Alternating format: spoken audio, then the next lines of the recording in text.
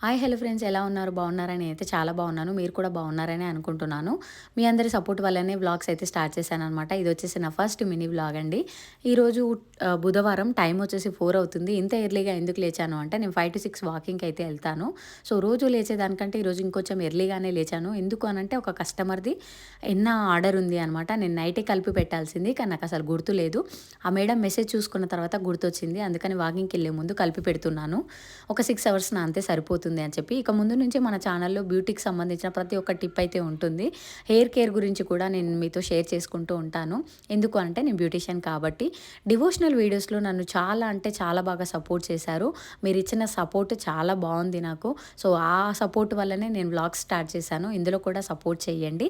So henna కలిపి పెట్టిన తర్వాత తాగడానికి హాట్ వాటర్ అయితే పెట్టుకున్నాను. హాట్ వాటర్ తాగుతూ క్యాలెండర్ చూస్తున్నాను. ఇంత పొద్దున క్యాలెండర్ ఎందుకు అని చెప్పి అనుకుంటున్నారా? అయితే మా అన్నయ్య వాళ్ళు యూఎస్ఏలో ఉంటారనమాట.